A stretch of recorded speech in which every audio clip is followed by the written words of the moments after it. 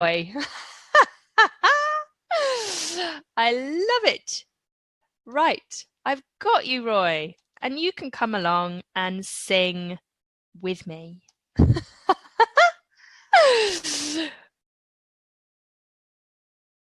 Come on, promote.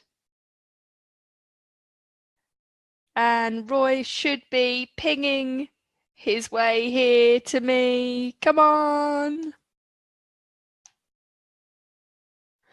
Have we got him? Yay, we've got him.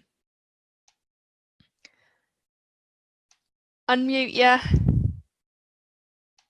Let's see if we can get your video going. Hello, Roy. I can hear you now.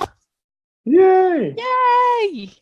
That's so funny. I was just chatting away to myself because sometimes I think I'm not on live Facebook, and then I find out I am. Just trying to start the video up. Okay, 1 second. It's not liking it. Let's have a look. Video settings. I can send you another little invite. Ask to start video. Okay.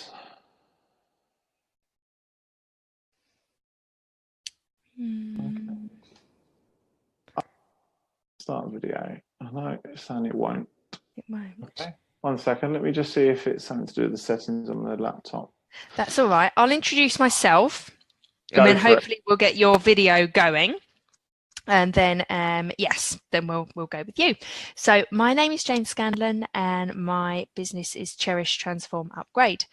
And I'm doing these series of interviews, Coffee with Jane, because I love them and I love connecting with lots of the people that I know can help my clients too, with all their words of wisdom. So this is a great way of connecting and giving out free information from lots of people in the health and wellness industry, to help the kind of clients I work with, who are men and women between normally 30 and 50, who are feeling a little bit stuck in their lives, and want to get that dream. They've kind of woken up and they're like, oh God, I'm here. What am I doing here now? This is not what I thought I was going to be doing at 30 or 40 or 50. And it's time to change and grow. And I help them do that through really, really simple mindset exercises and having fun as well. Roy, how are we getting on with that video? Is it not working? I'm tackling the camera issues as we speak, but hopefully we'll be there very, very shortly. Fabulous. Shall I keep talking for a little bit? Yeah, give me 2 seconds. Hopefully I've nearly sorted it. So I will keep talking. Now, I have known Roy for a good few years now, definitely 3, maybe 4. And we met on a business marketing coaching program, and from there we've seen each other's businesses grow and also mindsets and lives change along the way as well, because we're definitely both people that practice what we preach. We don't sit here and give all the exercises out and not actually do any of it ourselves. Roy, just an idea. Did you get that email from me? No, I didn't see the email come through. Let me have a quick look. Have a quick look, because that link gives you direct access to the panelist bit. Cool, no worries.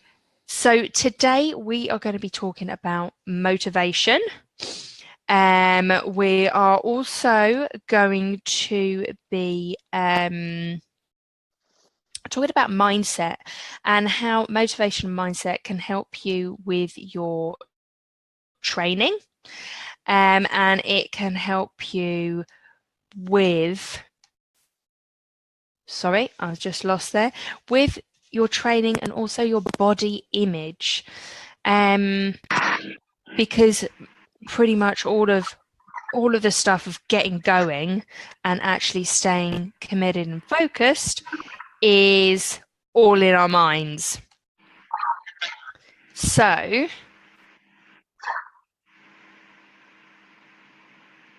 might see, Jane, that I've got another request to join the meeting. I'm going to try and do it off my phone rather than the laptop.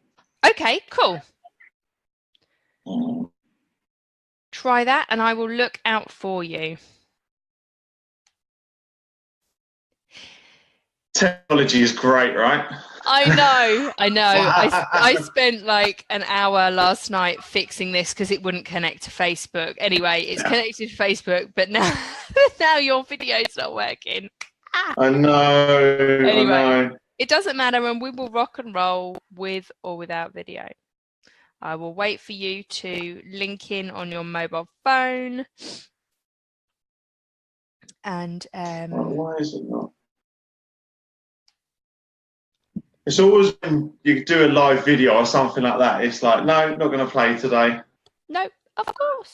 So it says you're a co-host now, so will that change? Ooh, okay. No, I don't know if it's going to end up popping up on the... So I am going to start asking you a little series of questions. Yeah, go for it. Yeah, do you know what? If we haven't got a video, just roll with it. We don't, but we'll roll with it. We'll roll with it. So tell me a little bit about your business and who you are, Roy. Okay, so thanks for inviting me along to this, Jane. So what I do is I work in a small private studio in Kent. I work predominantly with women. And the whole reason I created the community around the studio was purely because I've been in the industry 20 years, and there was just too much focus on how well you performed and things like that, rather than changing habits, changing lifestyle.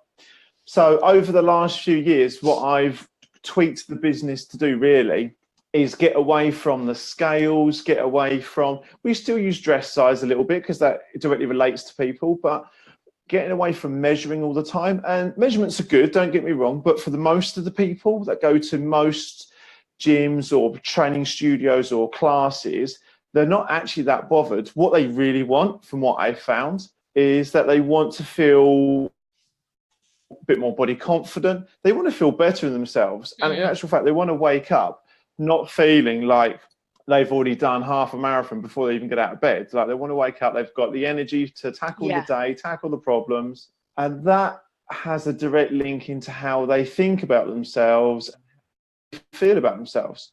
So we do a lot of focus on here with taking people's perceptions and kind of shaking them up a little bit, especially around body image, because that's a massive one, you know, with the way social media works these days and all the filters. I mean, you can filter yourself loads and you can look like a completely different person. And there's this expectation, especially for women, that they have to look a certain way.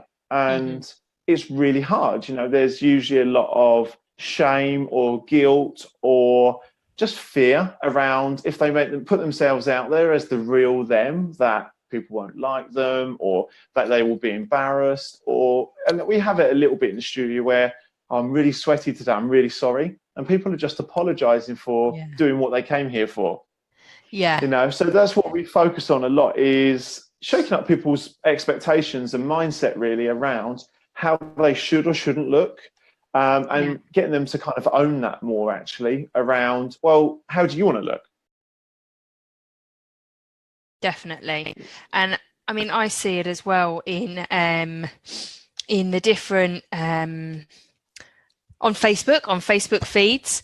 It's very rare that somebody puts up a photo that is not filtered. And even to the point nowadays where I got a new phone and I took some little selfies and I was like, wow, I look amazing. Like, I my skin isn't like it, I've got really good skin, but I do have some wrinkles, and I have no wrinkles in these photos. And when I looked, the phone is preset to put filters on you. All right. Yeah. Yeah. I was like, oh my gosh, that is really cheeky. That is, it's not showing the real me. I don't put filters on my photo. I'm quite happy with me. So yeah, I found that very, very interesting that they're even programming our mobile phones and our technology so the cameras have filters on them already. Yeah. Yeah. And I think, from my experience, what that happens then is that there's this kind of preconceived expectation that, if everyone seems to be doing that, that you've either got to join in and do that, or that's what a real woman looks like, and obviously, like I say, I predominantly work with women. So when the women are like, is that what I'm meant to look like? Because obviously when I wake up in the morning at 5:30, 6 o'clock in the morning, that's not what this is looking like.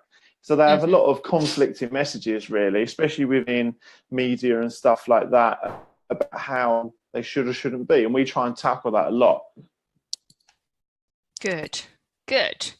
And what started you on this path of helping women with, fitness and also mindset? So going back a few years, really where it all started from is that I was raised in a single parent family by my mum and my older sister, and I never had a strong male influence around. So I found connecting with women so much easier. And as a result, I've utilized that, natural skill to make women feel comfortable when they're working with me in the studio, whether that's one-to-one or small groups. And having two sisters and obviously my mum and bits like that. And obviously, I've been in the industry 20 years. When I've been working with people in the gyms, women naturally gravitated towards training with me versus some of the other trainers. And I asked myself why that was. And apart from being able to relate, as good as a man can relate to obviously female issues, whether that is, in the toilet, we have a little female care package. So if it's that time of the month for women, they can just go and get things they need and come back in the studio, fully welcoming. There's no male bravado in, and they feel very safe. And as over the last few years, I've really focused a lot more on the mindset, and that came from my own journey, really. As a single dad with two boys, I really understood that it's hard sometimes because we work predominantly with mums, that, when you've got kids to look after, when you're trying to look after yourself, when you're trying to work, whether you run a business or employed, or even if you're just looking after the kids and, you've got 2-3 kids or whatever, it's hard. And then there's all this other expectation put up about you're supposed to look like 2.4 family and all this kind of stuff. It kind of puts you on the back foot from a motivation point of view and from a mindset point of view, because with the women I've worked with is when they realize what this is really about, and actually, do you know what? It's okay if you're having a really crappy day, you're having a crappy day. Come in, do some exercise, you're going to feel better. And then we tweak that a lot with the mindset and just asking simple things about, I really want to lose 4 pounds. And the question I use the most is, why? And they go, well, because I want to lose 4 pounds or whatever. And it's like, well, why? And on the bottom of my PARQ, the question I have at the end, which stumps everybody, is, if I could wave a magic wand, what is the one thing I could do for you? And as you know, Jane, so many people know exactly what they don't want. When you challenge them and say, well, tell me what you want, they're like, oh, well, I kind of want to lose weight, or I kind of want to tone up. It's like, well, tell me what you want. And they're like, I don't really know. I know what I don't want. And like the stuff you do, when you focus on the things that you don't want, inadvertently, you see more of those things. So we tie a lot of that into it as well. And we don't necessarily go into the kind of woohooery of like the power of the universe and things like that. But there's a lot of that in there with a practical application. And whether they agree or not, when they do the stuff, afterwards they're like, I don't know why I just didn't do that sooner. And having just one client who goes, do you know what, you've really helped me today, when they message me afterwards, like, that's the whole reason I do it. And we have a massive community and a support system. My clients have my number, they text me. And it's not like, if I'm busy, then I will answer it as soon as I'm free. But what they love about that is there's no judgment, there's no expectation. And that's really freeing for a lot of the ladies, because a lot of the time, women get to a point when they come to me is that they're really pissed off at being a wife, a mum, a sister, a friend. And they're like, I'm the center of all of this, but where's me in that? Like, where's my time? Where's my wellness? So, and that really motivates me to do what I do. Yeah, definitely, because we are the center of our own universe. And if we don't take care of ourselves, and get our self-love and self-worth up, and actually give ourselves a little bit of me time, then all we're doing is giving out. And that it's giving with conditions on it, because you're like, oh, I'm going to give you this stuff, but look at me, I'm so tired and I'm so run down, and but when we start looking after ourselves, you start giving freely because you feel so good. Absolutely. And it's even silly little things, like people have this preconceived idea about what a personal trainer or a coach looks like, or what they should do. And it's like, do you know what? If I want to take my boys to an ice cream parlor, then I'll take them to an ice cream parlor. And the reason I do it that way, and I'm very honest with my clients, is because I don't want to be in town where the studio is, going to the ice cream parlor, then members walk in and be like, you're a personal trainer, what the hell are you doing in it? It's like, that's not what we teach. We teach a very real world concept around food. Absolutely. Absolutely. And I suppose one of the things I do very well with is I challenge my clients. So they say, well, I'm doing everything you're saying, I'm not losing weight. And it's like, the science tells me that that's impossible. Unless there's something else going on, you're either not being honest with yourself, or you're not being honest with me. And when we start digging away at that, they suddenly realize that they're either a little bit ashamed of where they're at, or they're judging themselves. And that was a real big eye opener for me. So, when you said about why do I do this, one of the things I pull a lot from, even as a guy, and I train women, is that my personal experiences very much mirror a lot of what the mums go through. And a couple of weeks ago, I did the Brighton Marathon, and it was an amazing, humbling experience. There were women on it that if you saw them on the street, you'd probably go, oh, they could probably do with losing 2 to 3 stone. But I tell you what, on the marathon, they were smashing it. It may have taken them 7-8 hours, but they were owning it. They were smashing it, and they were like, I don't give a crap.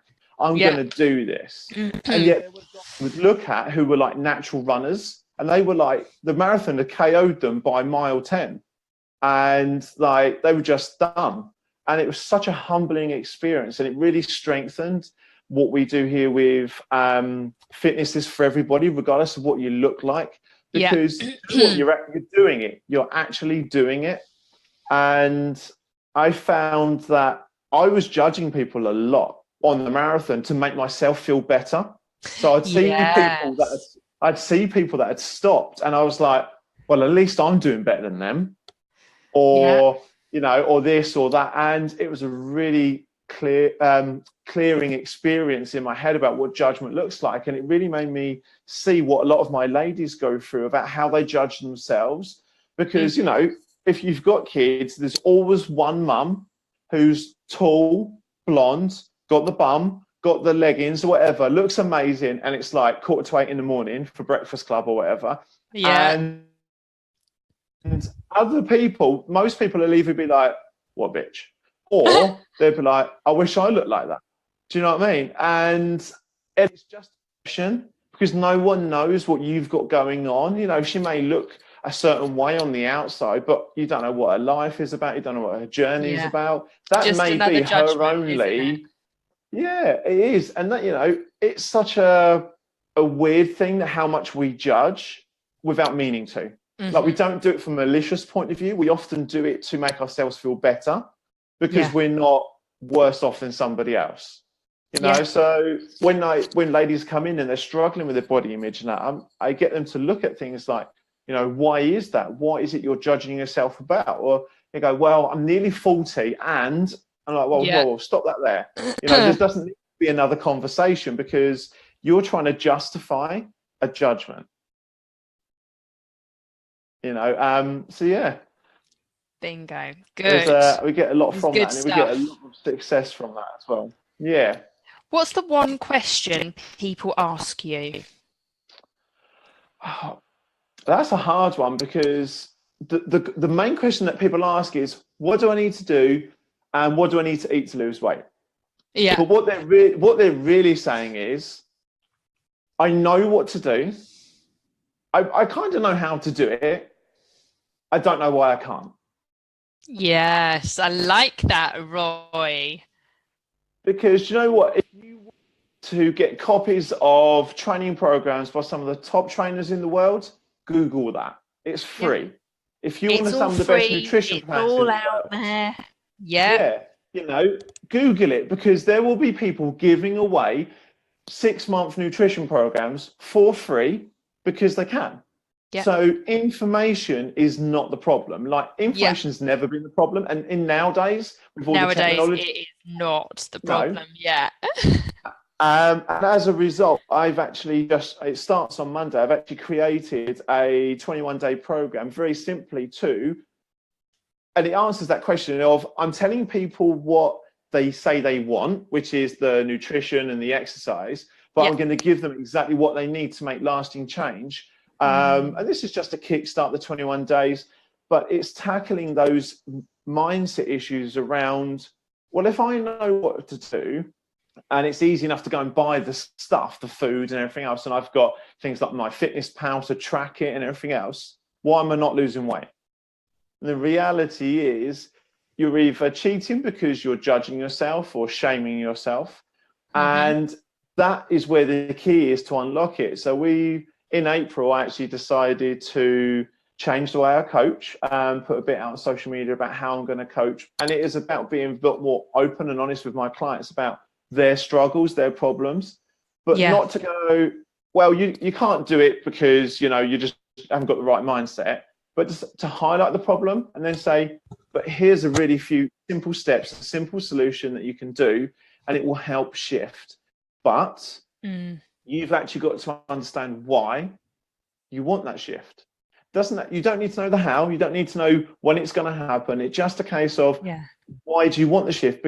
Because we've had women before where they're like, well, I've put on a few pounds since I got married, or I can't get into the wedding dress, and I only got married a year ago, and maybe I should try and get back to how I was when I first met my partner, husband, boyfriend, girlfriend, whatever. And again, that's just another expectation and judgment about how they should or shouldn't look. And I see that more with women than I do with men. I think it's becoming more prevalent with men nowadays as well, though, which I find sad.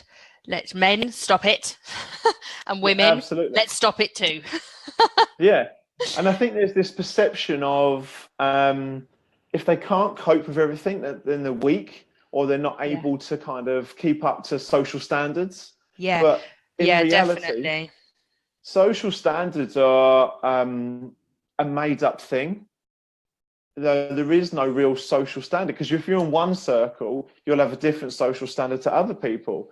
And it's the same thing about when people talk about what's real or what's true. And I challenge people to say, well, truth and reality are fictitious. They don't exist, because what you consider to be true and real is different from the next person. Just like history. History is written by the person that won the fight. Yeah, so what absolutely. They're going to do. Well, they're always going to write it. Yeah. Exactly. So. I do an every now and then with my group. So we do groups of 8 people, and we do this, and it's quite an open test for them. So I have like the ladies, and I get them to all line up because they're all different shapes, sizes, and that. And I know them all really well, and so they're quite comfortable doing this. So, and I will do like the skinnier women at one end and the larger ladies at another. And it's not to embarrass them, but I will say, you're skinny, but you want to look like that person. Like you've got a few more pounds to lose, but you want to look like her. And then the idea of, well, you're where you're at in your journey, but you want to look like her. You don't even want to look like the person down the end who's really slim. You want to look like just one person down. And I said, there are people that are obese and then super obese, and they just want to look like the next person down. So the reality is no one's ever happy. And from the men's point of view, why is it bodybuilders want to get bigger? They're already big because no one's ever happy.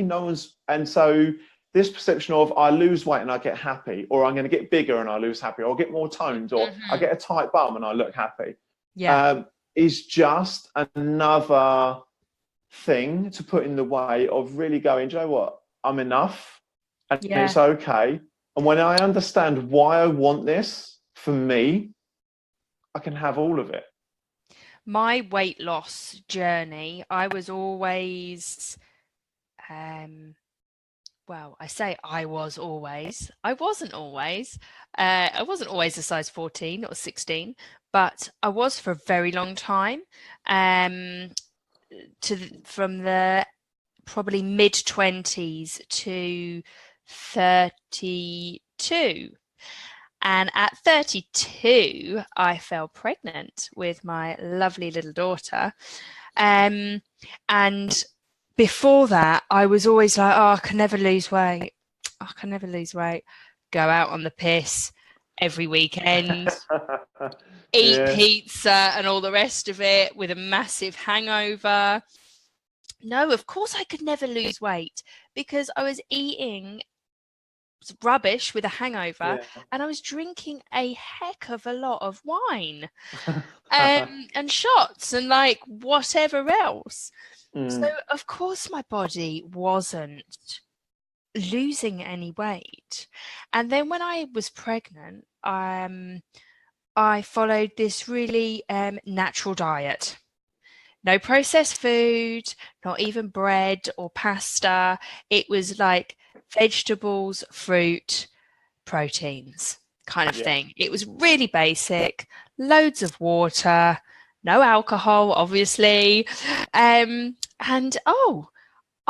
got to 7-8 months pregnant and I hadn't put on any weight because I was losing the weight from my body and growing a baby. So I stayed at like 75 kilograms. And it was just in the last like 6 weeks, 8 weeks that I put on 5 kg. That was it.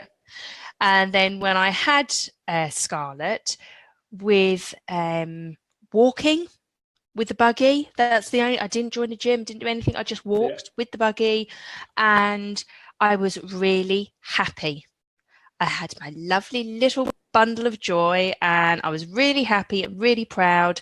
And I carried on eating really good foods and I lost weight and all of a sudden I was a bloody size 10 and I couldn't believe it. Like excellent. I didn't try. And it was all about the mindset and being happy. Yeah. When I went back to work in the office job, slowly but surely, I put on the weight because I wasn't happy. Yeah. Because I wasn't happy, I started to drink more, not to the excess of my 20s, I will admit.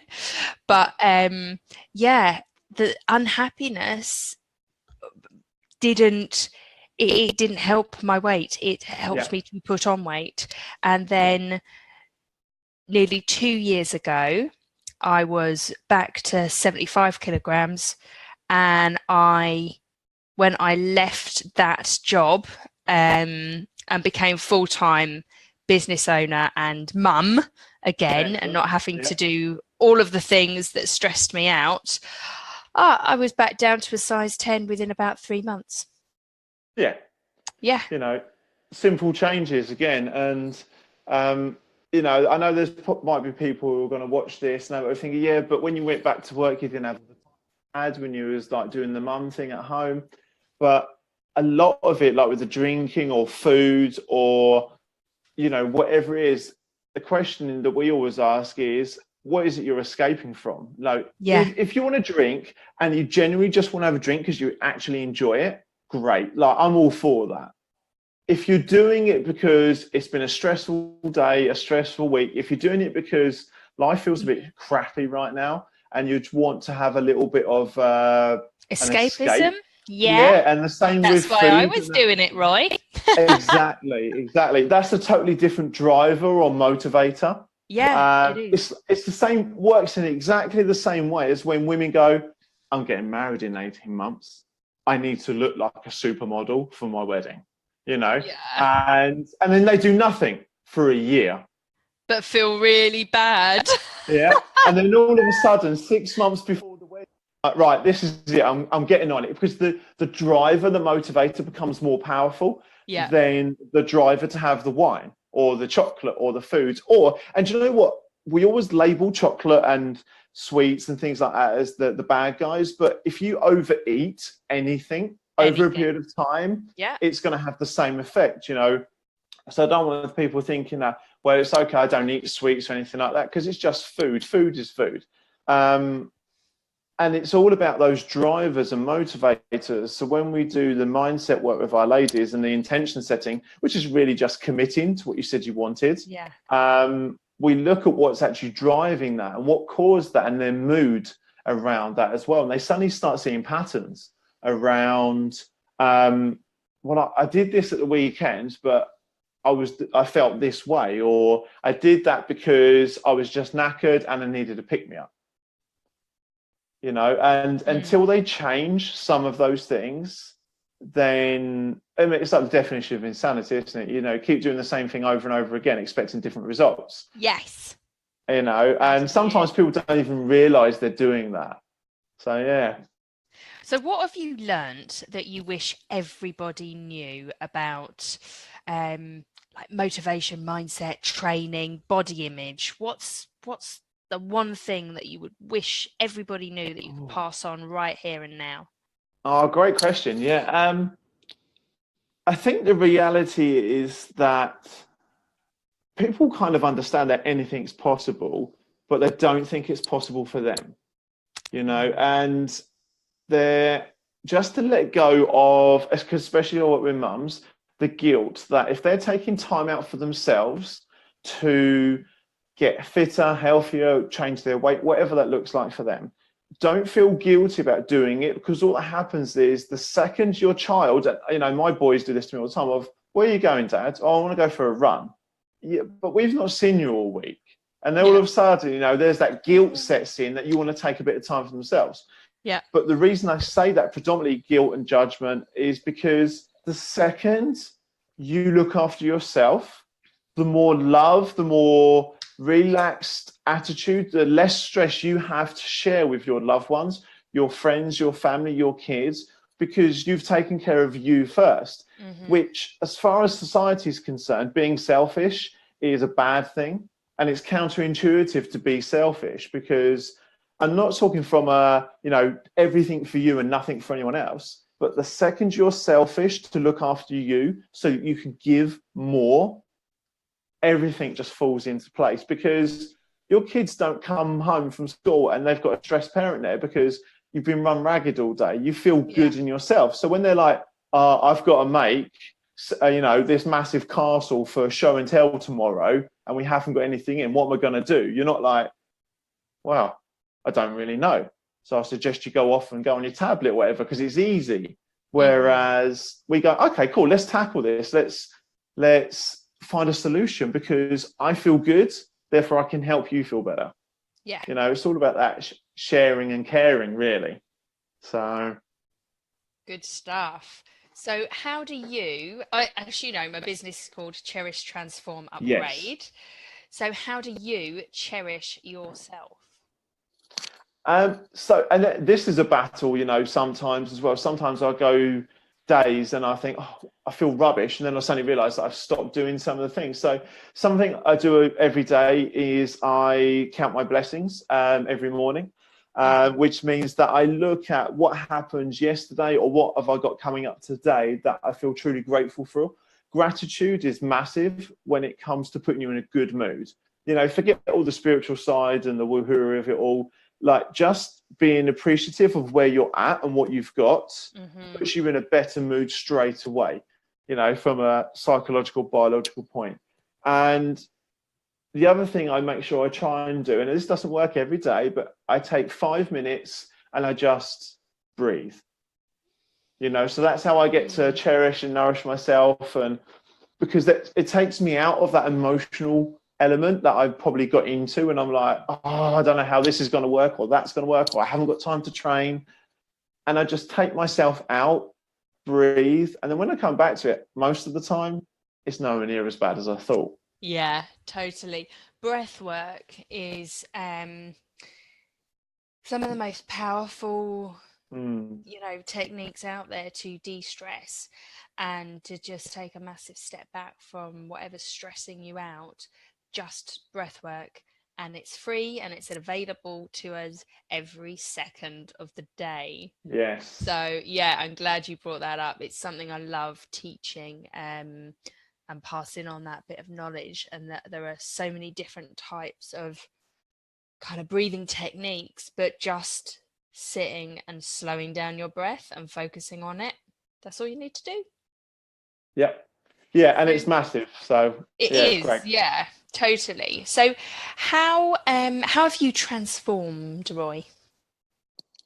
I mean, I'm forever changing, you know. There's no, for me, I don't see there being an end result. It's more of a process, and you know, like everyone says, life's a journey. I just try every day to see what I can do a little bit better than I did previously.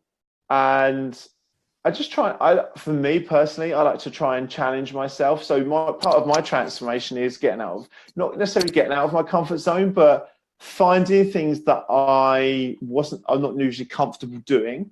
And that could be something really simple, like taking an item back to a shop and having that potential conflict of, I don't want this item anymore and I want my money back, through to finding time to train. And I challenge myself as to why that is. Again, it comes back to that question of why.